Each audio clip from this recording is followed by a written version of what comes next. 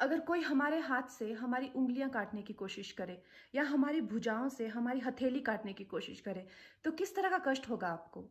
वही कष्ट पहुँचाया है चाइना ने हमें लद्दाख पर अपनी लालची नज़रें गड़ा के, और वहाँ हमारी सीमा का एक-एक इंच बचाते हुए हमारे 20 जवान शहीद हो गए हैं।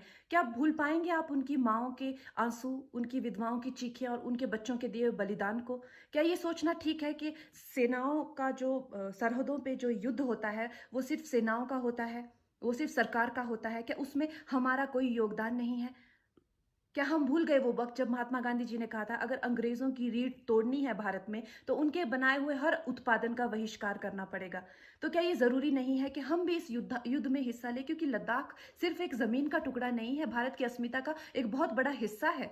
भारत की हथेली है, हम उसे किसी तरह से इस दुश्मनों के उनके गंदे इरादों में सफल नहीं होने दे सकते। तो क्या हम लोगों को इसमें हिस्सा नहीं लेना चाहिए कि जो चाइनीज़ जितनी भी गुड्स हैं, जितने भी उनके प्रोडक्ट्स हैं, जिन जिन भी कंपनीज़ में उन्होंने इन्वेस्ट किया हुआ है, उनसे उनको रिटर्न्स आते हैं, रेवेन्यूज़ आते हैं, ऑर्गेनाइज़ेशंस हैं, उन सब का बहिष्कार करें, ताकि वो उस संपत्ति से जो यहाँ से इंडिया से इकट्ठी करके जाते हैं, उस संपत्ति से हथियार खरीद के हमारे सैनिकों के सीने छन्नी करते हैं। तो क्या हम उन इस युद्ध में हम चाइना का साथ दे सकते हैं? आप बताइए। ये क्या हमारा कर्तव्य नहीं है कि हम अपनी सेनाओं का और अपने सरकार का साथ दें? तो हमें प्रतिज्ञा लेते हैं कि हम आत्मनिर्भर बनेंगे और चाइनीज गुड्स को बिल्कुल बॉयकॉट करेंगे और इस युद्ध में हिस्सा लेके भारत को जिताएंगे। जय हिंद।